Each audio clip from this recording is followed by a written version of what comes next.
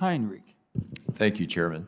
I've heard some interesting things here today. One is that coal is base load generation.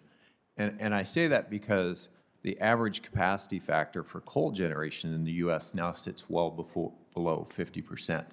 So the average offshore wind capacity factor is higher in Europe than the U.S. coal capacity factor. And we have to recognize that part of that is because coal has become completely unaffordable as a power source.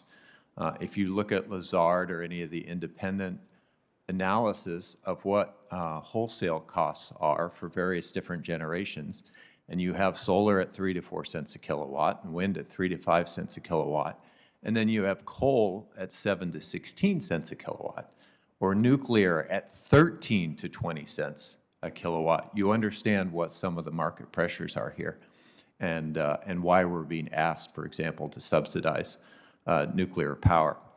So moving from that to what we went through, and Mr. Wood, I want to start with you, and I'll begin just by thanking you for the work that you did to clean up the mess that Enron gave us. I think the work that you did on the FERC was incredibly important. But I'd ask what policies you think would be wise to accelerate the deployment of the storage that you mentioned on the grid, both in Texas and nationally. Well, I think getting a diversity of supply chain. We clearly are dependent on China and a few other countries in East Asia for the current technologies that I think Mr. Schellenberger pointed out correctly, that there are a lot of things other than lithium ions, but those are what are in all the EVs and certainly all the storage technology. So the cost upstream, if there could be some, American or at least North American, European supplies to that.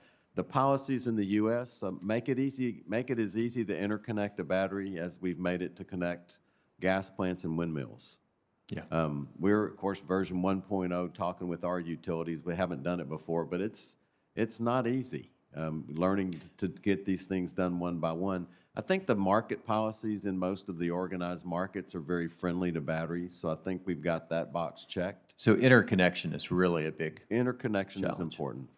I'm going to skip over the pricing issue, which seems to be an enormously important thing if that $16 billion figure is accurate. But jumping forward a little bit, I think it's pretty obvious that one of the challenges is, and I want to put aside for just a moment, Mr. Wood, the desire by Texas or by ERCOT not to have direct FERC oversight, but would it have been helpful for Texas to be able to import power either from the east or the west in this recent episode? Because I noticed that El Paso Power, for example, El Paso didn't have the same rolling blackouts because they were able to pull from the western grid.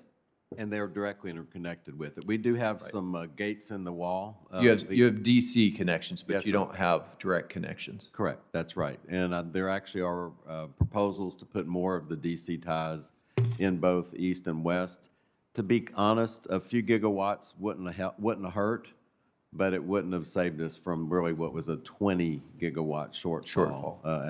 What was the single largest shortfall from which generation source? If you look at, well, our largest supplier on a normal day is gas, so the impact of gas dropping both at the supply level and then at the power plant level. And that's the interesting thing to figure out, is how much was related to the lack of winterization, which we should have learned from the 2011 experience.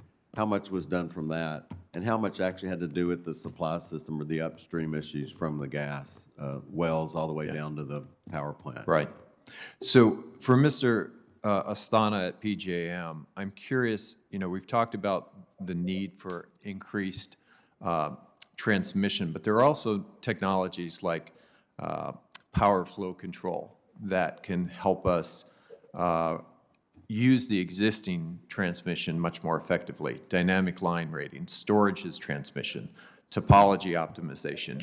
And while other countries have started to really utilize those things in order to oftentimes make an electron take the longer way around so we can better effectively use our existing grid, we haven't done a lot of that in the U.S. What role could those play in the future?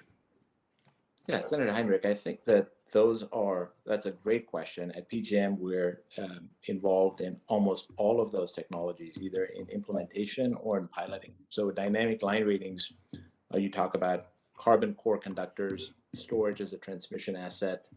We're adding synchrophasers to our system with the help of a DOE grant. And the purpose of all of this is to squeeze more capacity out of an existing transmission system because it's hard to site new transmission while increasing reliability. So you're going to see those technologies on our system. You're seeing them already, but you'll see them in larger deployment very soon. Just one more point, if I could quickly make about your earlier question about coal. Um, in this recent cold snap, in PJM, coal was about 32% of the generation. Gas was about 32% of the generation. Nuclear was 26% of the generation. And so, just from a fuel diversity perspective, as a grid operator, I do think as we go through this transition, it's really important to make sure that we can hold on to those dispatchable resources until we have something to fill the gap, whether that something is batteries or something else. Thank you, Chairman. I apologize